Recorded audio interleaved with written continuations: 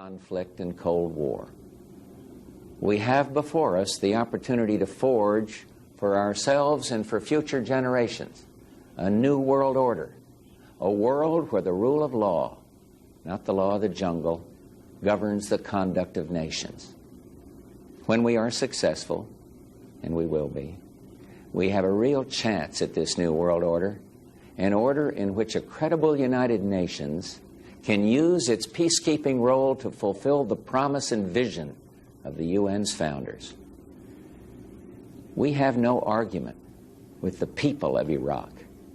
Indeed, for the innocents caught in this conflict, I pray for their safety. Our goal is not the conquest of Iraq. It is the liberation of Kuwait.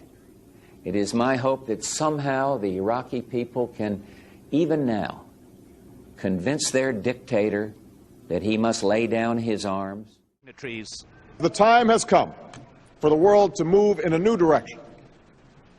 We must embrace a new era of engagement based on mutual interest and mutual respect, and our work must begin now. And the President outlined his vision of a new world order in which the US would participate fully, one rooted on 4 basic principles: non-proliferation and disarmament, the promotion of peace and security, the preservation of our planet, and a global economy that advances opportunity for all people. Among the speakers that followed the US President, the leader of Libya, Muammar Gaddafi, speaking at the UN for the first time after 40 years in power.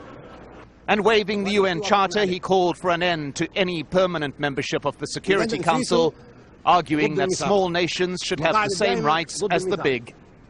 It was a speech that lasted well over an hour and covered subjects ranging from jet lag to political assassinations. And then the assassination or the killing of Kennedy in 63 or 62, the President of the United States of America. Why? We want to know who killed him. Somebody who by the name of Lee Harvey, and then another Jack Ruby killed Lee Harvey. Why did he kill him? Earlier, the UN Secretary General had opened proceedings sticking. Have agreed a global plan for recovery and reform.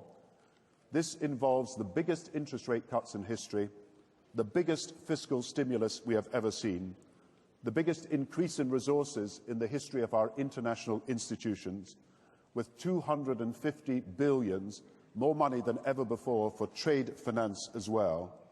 For the first time, we have a common approach round the world to cleaning up banks' balance sheets and restoring lending. We are engaging in a deep process of reform and restructuring of our international financial system for now and for the future, and we have maintained our commitment to help the world's poorest, and we have put more money aside for that and also for a green recovery. These are not just a single collection of actions. This is collective action, people working together at their best. I think a new world order is emerging, and with it the foundations of a new and progressive era of international cooperation. We have resolved that from today we will together manage the process of globalization to secure responsibility from all and fairness.